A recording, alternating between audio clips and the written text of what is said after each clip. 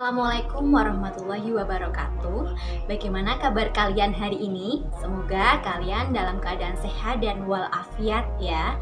Nah, sebelum Bu Evi masuk ke materi pembelajaran, alangkah baiknya kita berdoa terlebih dahulu menurut agama dan kepercayaan masing-masing. Berdoa dipersilahkan. Selesai. Nah, untuk presensi, jangan lupa kamu presensi ya. Kamu hanya menyertakan nama dan juga nomor absen masing-masing pada grup WA kelas ya. Nah, untuk materi pada video kali ini, Bu Evi akan membahas tentang teks prosedur. Nah, adapun tujuannya yang pertama adalah nantinya Bu Evi harap kalian itu bisa memperoleh berbagai informasi berupa pernyataan dan juga langkah-langkah dalam teks prosedur. Kemudian yang kedua, Bu Evi harap kalian nantinya bisa melatih kemampuan berbicara dan berkomunikasi melalui video teks prosedur. Nah, kalau begitu kita langsung saja membahas tentang materi teks prosedur berikut ini. Apa itu teks prosedur? Teks prosedur merupakan teks yang berisi cara untuk melakukan suatu kegiatan dengan langkah-langkah tertentu guna mencapai tujuan yang diinginkan. Jadi pada dasarnya teks prosedur itu merupakan cara membuat sesuatu. Contohnya misalkan cara membuat mie goreng, cara membuat kopi latte, ataupun cara membuat vas bunga dari barang bekas dan sebagainya. Kemudian struktur dari teks prosedur ada 4. Yang pertama adalah judul. Nah, usahakan kamu membuat judul teks maupun video prosedur semenarik mungkin. Kenapa? Ini bisa berfungsi untuk menarik daya pikat penonton maupun pembaca teks prosedur yang kamu buat. Jadi, buat yang semenarik mungkin. Berikutnya, tujuan. Nah, tujuan itu berupa hasil akhir yang hendak dicapai. Contoh, misalkan ketika kamu membuat teks ataupun video prosedur tentang cara membuat kopi. Jadi nanti hasil akhir yang akan dicapai berupa kopi. Gitu ya. Kemudian yang ketiga adalah langkah-langkah atau petunjuk. Nah, langkah-langkah atau petunjuk ini berupa apa? Berupa tahap-tahap yang harus kamu lewati untuk mencapai hasil akhir.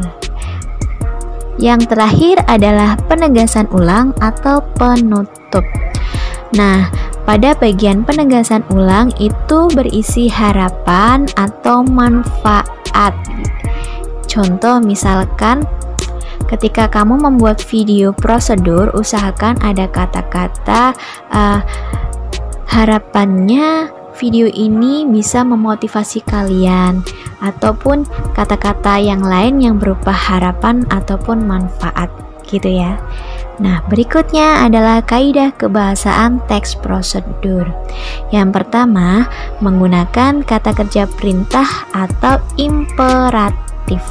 Ciri-cirinya adalah berakhiran kan, i, dan partikel lah. Contoh, hindar, hindar. Hindar, kemudian kalau diubah menjadi kata perintah maka menjadi hindari. Di situ berakhiran i. Kemudian makanlah. Makanlah itu berasal dari kata dasar makan. Ketika dia mendapatkan partikel lah, maka menjadi makanlah dan itu merupakan kata kerja perintah. Seperti itu. Berikutnya, kaidah kebahasaan yang kedua adalah menggunakan kata teknis sesuai topik. Nah, kata teknis itu merupakan kata yang memiliki makna khusus pada suatu bidang keahlian tertentu. Nah, dalam kehidupan ini banyak kan bidang-bidang yang lain, contohnya saja bidang akuntansi, bidang biologi, bidang kesehatan, bidang kependidikan, dan sebagainya. sebagainya. Di sini Bu Evi ambil contoh bidang akuntansi. Nah, pada bidang akuntansi itu terdapat kata balance, ya kan? Anak-anak akuntansi pasti tahu arti dari balance ya.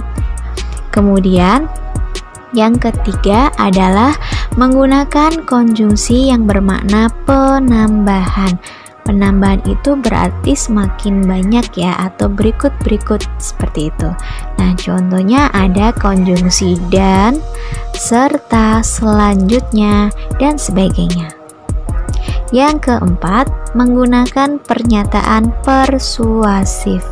Nah, persuasif itu merupakan himbauan, ajakan, atau permintaan.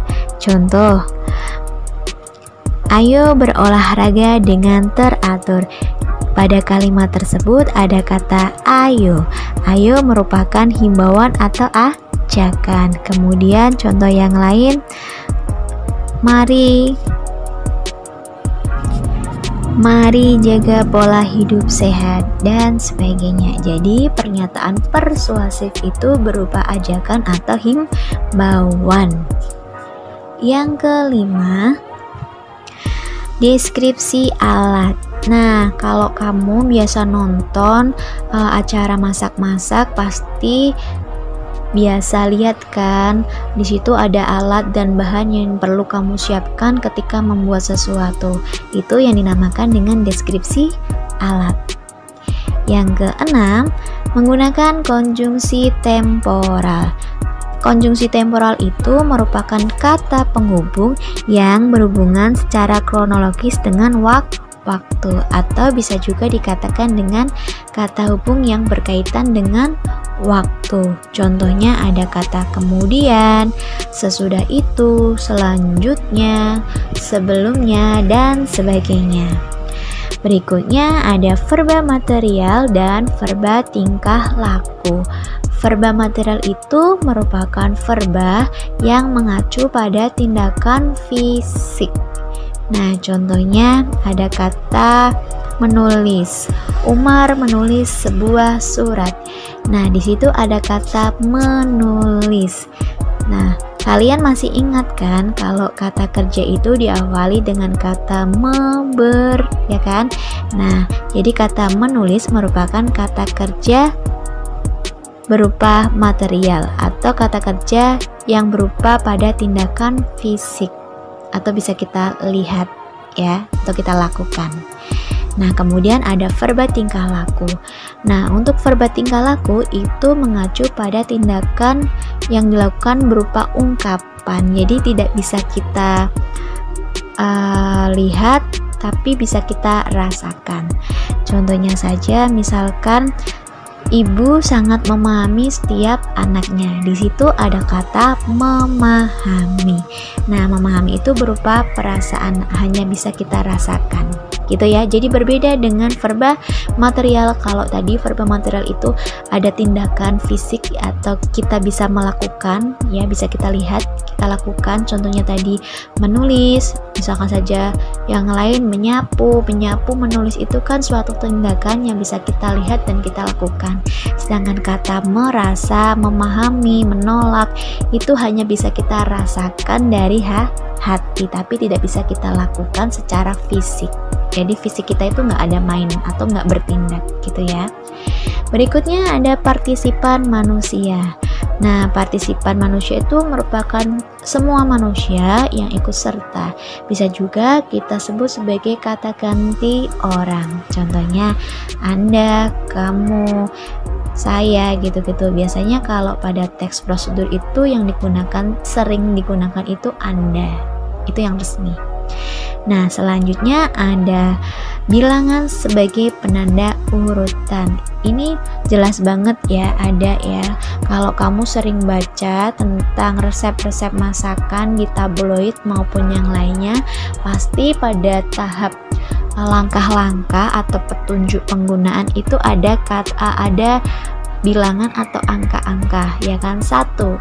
Masukkan air segelas misalkan. 2. Nyalakan kompor. 3 dan sebagainya. Itu merupakan bilangan penanda urutan. Berikutnya ada kalimat interrogatif. Nah, kalimat interrogatif itu berupa pertanyaan. Nah, kalau pertanyaan itu berarti diawali dengan huruf kapital dan diakhiri dengan tanda tanya. Yang terakhir adalah kalimat deklaratif. Nah, kalimat deklaratif itu berupa pernyataan. Beda ya, kalau pertanyaan itu diakhiri dengan tanda baca tanya. Kalau misalkan deklaratif itu berupa pernyataan. Pernyataan itu ungkapan, biasanya diawali dengan huruf kapital dan diakhiri dengan tanda baca titik. Itu tadi kaidah kebahasaan dari teks prosedur. Selanjutnya, macam-macam teks prosedur. Ada 3 jenis. Yang pertama adalah teks prosedur sederhana.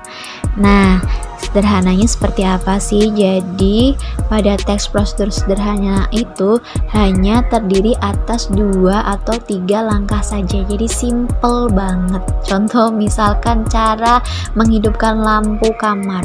1. Tekan tombol ke bawah. 2, lampu sudah menyala. Misalkan saja seperti itu. Jadi hanya terdiri atas 2 atau 3 langkah saja. Kemudian berikutnya ada teks prosedur kompleks. Nah, kalau ini langkah-langkahnya itu lebih banyak dan juga memiliki sub-subnya. Itu ya, jadi beranak pinak. Dan yang terakhir ada teks prosedur protokol. Nah, untuk teks prosedur protokol itu langkah-langkahnya jumlahnya banyak, tapi langkah-langkah bisa dikerjakan tanpa urut ya. Misalkan nggak urut tuh nggak apa-apa, tetap hasil akhirnya nanti sama. Contoh misalkan cara membuat kopi, ya kan. Nah, misalkan pada video atau teks yang kamu buat itu, yang pertama siapkan gelas, yang kedua masukkan gula, yang ketiga masukkan kopi, yang keempat masukkan air panas ke dalam gelas tersebut, dan yang terakhir aduk. Misalkan seperti itu. Nah, kalau dari langkah-langkah tadi itu kamu bolak-balik, boleh, asalkan hasilnya masih tetap berupa kopi, itu yang dinamakan sebagai teks prosedur protokol. Jadi langkah-langkahnya boleh kamu bolak-balik dan hasil akhirnya tidak akan berubah. Seperti itu. Berikut contoh video teks prosedur.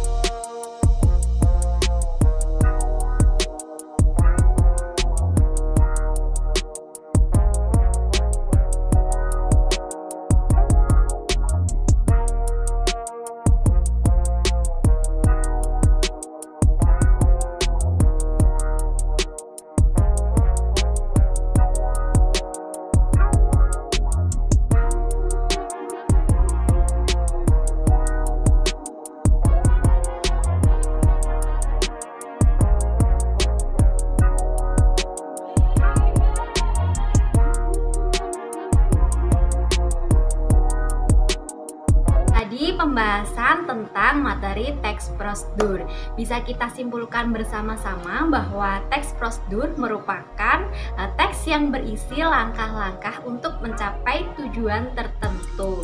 Kemudian dalam teks prosedur terdapat struktur, yaitu yang pertama ada judul, kemudian yang kedua ada tujuan, yang ketiga ada langkah-langkah, dan terakhir ada penegasan ulang. Nah, untuk teks prosedur sendiri memiliki beberapa macam, diantaranya ada teks prosedur sederhana, kemudian ada teks prosedur kompleks, dan yang terakhir ada teks prosedur protokol. Nah, sekian pembelajaran pada hari ini. Semoga kedepannya kita bisa belajar lebih banyak lagi tentang bahasa Indonesia ya. Nah, kalian jangan lupa untuk tetap di rumah, olahraga ringan di pagi dan sore hari untuk menjaga stamina tubuh kalian, dan tetap menggunakan masker dimanapun kalian berada, serta jangan lupa untuk cuci tangan dan social distancing. Terima kasih. Wassalamualaikum warahmatullahi wabarakatuh.